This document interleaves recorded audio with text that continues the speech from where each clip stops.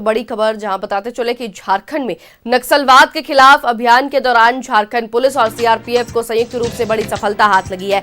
CRPF के IG Saket Kumar Singh और IG अभियान नरेंद्र कुमार सिंह के नेतृत्व में सुरक्षा बलों की ओर से किए जा रहे लगातार कार्रवाई का जो है असर देखने को मिल रहा है। इस कार्रवाई की वजह से झारखंड पुलिस के सामने जो है 40 लाख रुपया के 6 इनामी नक्सली समेत 16 नक्सलियों ने हथियार डाल दिया है। माओवादियों ने 11 आधुनिक हथियार, 38 मैगजीन और 1562 कारतूस भी सुरक्षा बलों को सौंपे हैं। मुख्यालय में आयोजित कार्यक्रम में सरेंडर करने वाले प्रमुख नाम में 15 लाख रुपए का इनामी रीजनल कमांडर संतोष उर्फ गांधी, चंपा मंझी आइन और गुड़िया, चंदन लोहरा, सुदेश होनहागा उर्फ सोनाराम, जयकांत उर्फ बंगाली मुंडा है। ये प्रमुख नाम है जो रीजन और जोनल कमेटी के सदस्य थे। पुलिस ने सरेंडर पॉलिसी के तरफ इनका स्वागत किया, साथ ही बचे माओवादियों से हथियार डाल मुख्य धारा में लौटने की अपील की।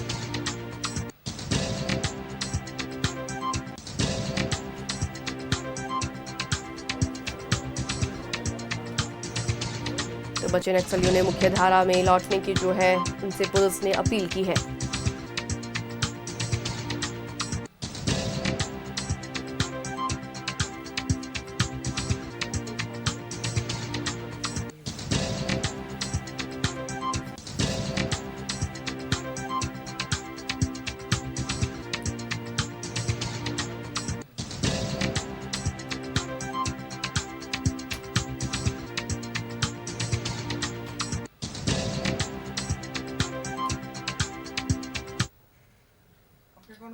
और खबर पर जानकारी के लिए रुख करेंगे हमारे सहयोगी शहनवाज का। जुड़ रहे हैं हमारे साथ शहनवाज। झारखंड से इस वक्त की बड़ी खबर जहां बताते चले कि 16 नक्सलियों ने एक साथ जो है वो सरेंडर किया है।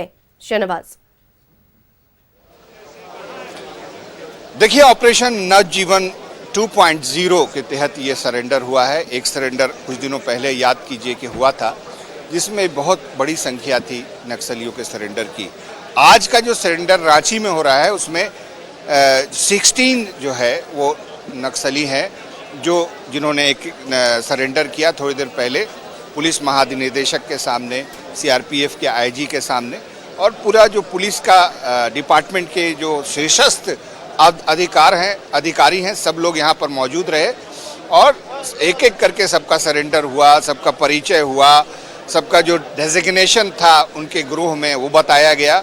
इसके अलावा उनको चेक्स दिए गए कि जो सबसे ज़्यादा चेक देखा हमने वो 15 लाख रुपए का था, 10 लाख, 5 लाख, 2 लाख। इसके बाद एक जो सरेंडर पॉलिसी के तहत उन्होंने सरेंडर किया है उसके बारे में भी बताया गया कि उनको किस तरह से पैकेज दिया गया है, जिससे आकर्षित होकर के नक्सलियों ने सरेंडर किया है। और ख़ास बात जो सबसे ख़ास आज की डेट में अब ये बच जाती है कि झारखंड में सिर्फ 20 के आसपास नक्सली बच गए हैं, जिसमें मिसिर बेसरा भी है। मिसिर बेसरा का जितना भी एलआई था, राइट लेफ्ट हैंड के लोग थे, वो सब सरेंडर कर चुके हैं आज के सरेंडर लिस्ट में।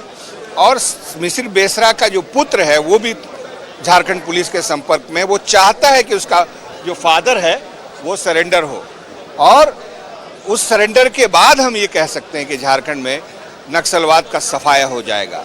साकेत सिंह जो सीआरपीएफ के आईजी हैं, उन्होंने बताया कि 6 नक्सली जो छत्तीसगढ़ के थे वो जाके छत्तीसगढ़ चले गए हैं, वो छत्तीसगढ़ में जाके सरेंडर करेंगे। तो ये सारा जो नक्सलियों का जो गिरोह है, हालांकि ये पूरे झारखंड के इलाकों का है, लेकिन इनका जो बेस कैंप था, जो एक्टिविटी थी, वो सारंडा और चाईबासा के क्षेत्र में ही फोकस दी।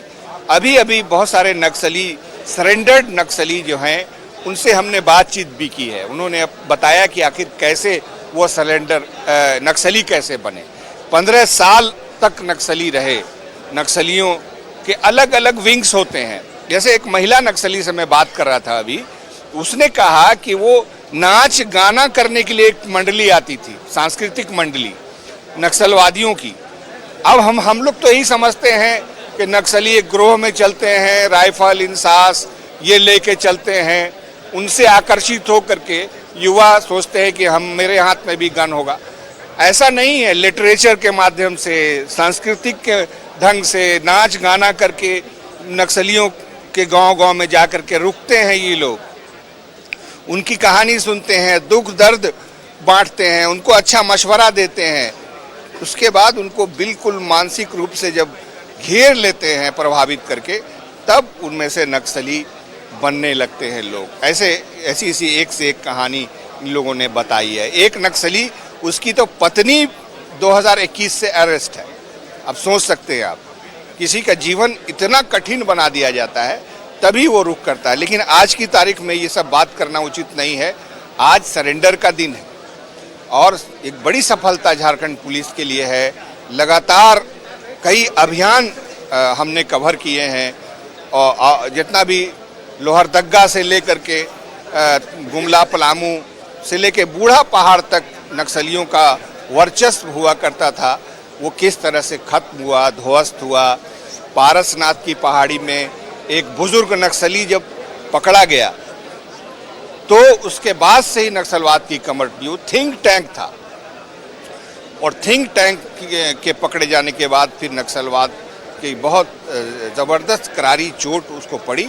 अब धीरे धीरे नक्सलवाद, अभी कुछ दिनों पहले हम सुन रहे थे कि 50-60 की संख्या में नक्सली बच गए, लेकिन आज की डेट में 24 नक्सली कम हो गए।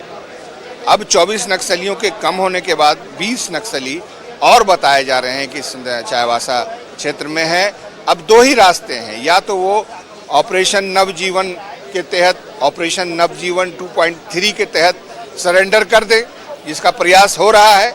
जैसा कि मैंने बताया कि मिसिर बेसरा के बेटे से भी संपर्क किया गया। मैंने अभी थोड़ी देर पहले नक्सलियों के जो परिवारजन हैं उनसे भी बातचीत की और उनसे भी पूछा कि उनकी जो ट्रॉमा है वो किस तरह से उसका बयान करेंगे। उन्होंने कहा बहुत कठिन होता है एक नक्सली का परिवार जन बन करके रहना, दोहरा निशाना होता है। पुलिस भी शक करती है, पुलिस भी आकर के टॉर्चर करती है, पूछताछ करती है और नक्सली तो खैर करते ही हैं। बिल्कुल शहनवाज, तो ये दोहरी मार नक्सली झेलना उनके लिए भी जो है ये चीजें काफी कठिन हो जाती है, क्योंकि लगातार जो है उनके घर से जब लोग जो है वो नक्सलवाद की तरफ बढ़ते हैं तो उन्हें भी लोग जो है, चाहे वो पुलिस हो या फिर आम लोग जो है, वो उन्हें शक की दृष्टि से ही देखते हैं। तो जाहिर सी बात है कि उनके लिए भी चीजें जो है कहीं ना कहीं बहुत कठिन रहती है।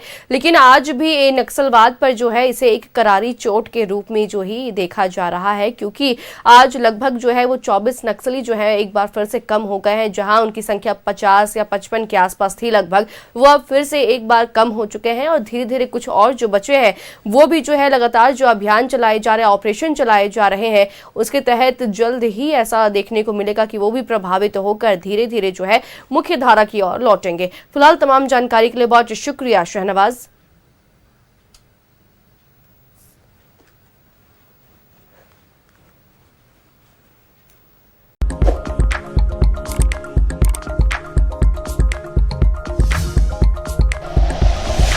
Like and share videos, subscribe करें हमारा चैनल और प्रेस करें बेल आइकॉन। News 11 भारत, सच है तो दिखेगा।